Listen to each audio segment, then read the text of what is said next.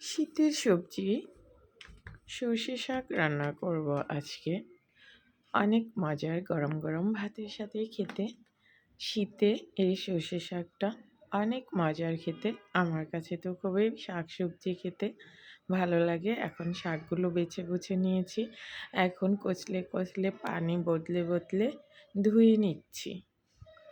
4-5-6 বার পানি বদলে বদলে শাকগুলোকে পরিষ্কার করে নিলাম। বালি থাকে, কাদা থাকে, এগুলো ভালো করে ধুয়ে নিতে হবে। এখন এই যে ধোয়া হয়ে গেল, এখন ঝিরিঝিরি করে শাকগুলো কেটে নেব। ঝিরিঝিরি করে শাকগুলো কেটে নিলাম। এখন লবণ মাখিয়ে নেব। লবণ মাখিয়ে শাকগুলো চিপে নেব।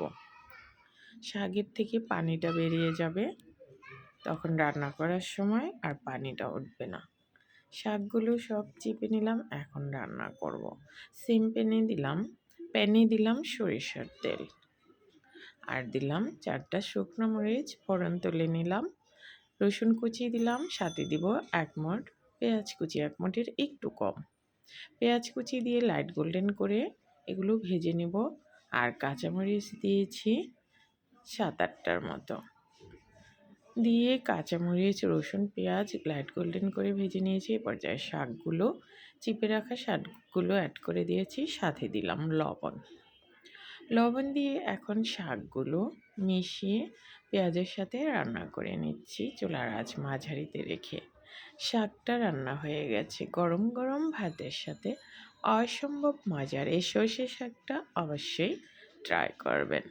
শীতের সিজনেই কিন্তু এই শাকটা মিলে। এখন তাহলে রান্নাটা হয়ে গেল, সার্ভিং প্লেটে নিয়েছি। আমি এখন গরম গরম ভাতের সাথে পরিবেশন করছি। একবার অবশ্যই ট্রাই করবেন। যারা খান না, এভাবে রান্না করে খেয়ে দেখবেন, অনেক মজার হয় খেতে।